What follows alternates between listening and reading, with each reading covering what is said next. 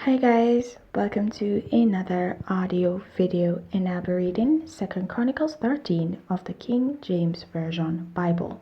And it reads, Now in the 18th year of King Jeroboam began Abijah to reign over Judah.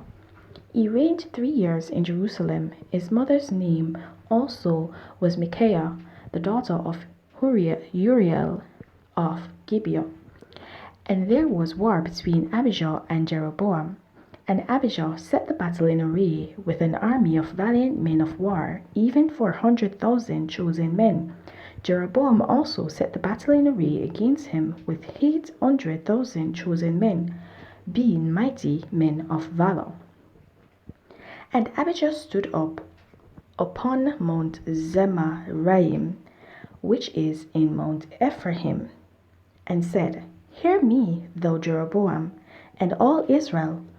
Ought ye not to know that the Lord God of Israel gave the kingdom over Israel to David forever, even to him and to his sons by a covenant of salt? Yet Jeroboam the son of Nebat, the servant of Solomon, the son of David, is risen up, and hath rebelled against his Lord. And there are gathered unto him vain men and children of Belial, and have strengthened themselves against Rehoboam the son of Solomon, when Rehoboam was young and tender-hearted, and could not withstand them.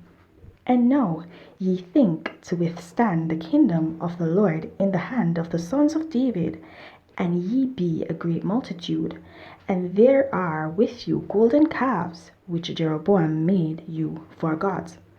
Have ye not cast out the priests of the Lord, the sons of Aaron, and the Levites, and have made you priests after the manner of the nations of other lands?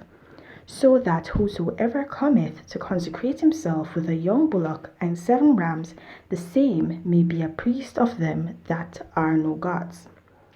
But as for us, the Lord is our God, and we have not forsaken him. And the priests which minister unto the Lord are the sons of Aaron, and the Levites wait upon their business.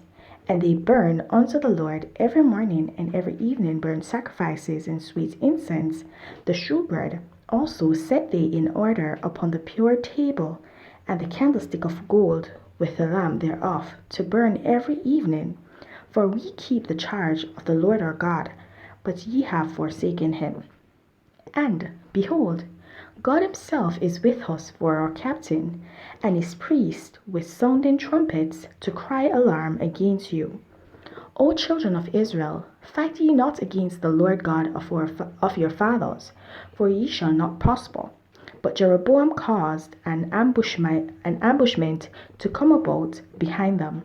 So they were before Judah, and the ambushment was behind them. And when Judah looked back, behold, the battle was before and behind. And they cried unto the Lord, and the priests sounded with the trumpets. Then the men of Judah gave a shout, and as the men of Judah shouted, it came to pass that God smote Jeroboam and all Israel before Abijah and Judah. And the children of Israel fled before Judah, and God delivered them into their hand. And Abijah and his people slew them with a great slaughter. So there fell down slain of Israel 500,000 chosen men. Thus the children of Israel were brought under at that time, and the children of Judah prevailed, because they relied upon the Lord God of their fathers. And Abijah pursued after Jeroboam, and took cities from him, Bethel with the towns thereof, and Jeshanah with the towns thereof, and Ephraim with the towns thereof. Neither did Jeroboam recover strength again in the days of Abijah, and the Lord struck him, and he died. But Abijah waxed mighty, and married 14 wives, and begat 22 sons and 16 daughters. And the rest of the acts of Abijah, and his ways, and his sayings are written in the story of the prophet Iddo. Alright guys, so in this chapter we see where Rehoboam is no longer around, but Abijah is reigning in his stead, and Abijah and Jeroboam went to war.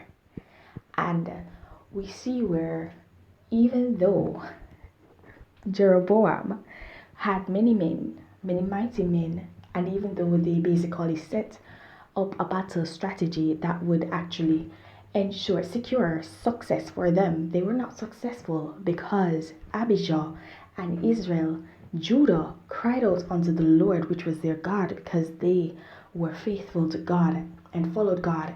So they cried out to God, and God helped them, and God made them conquerors over Israel and those mighty men that came to fight against them.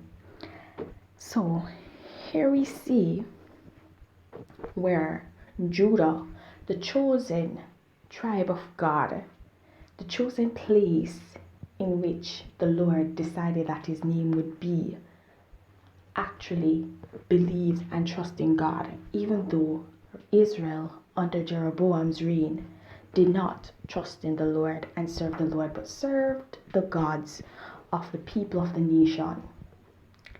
Alright guys, and let this be a cautionary tale for you. We did go through this already in Samuel, but we need to be reminded time and time again, because as humans, we're very forgetful.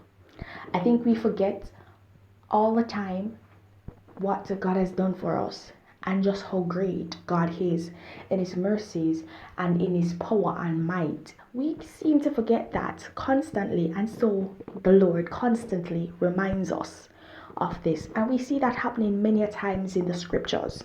We see it over and over again, time and time again, a million times over. It's repeated in the Bible. Okay, and so we need to be reminded. So let this be a reminder for you. Okay, serve the Lord, and whenever the battle may seem as if it's lost, with God you can overcome and you will be victorious over your enemies. Alright guys, remember to continue to walk in your salvation, and if you've not yet gained it, then seek it. There's no better time to begin than the present. Have yourselves a blessed day. Bye.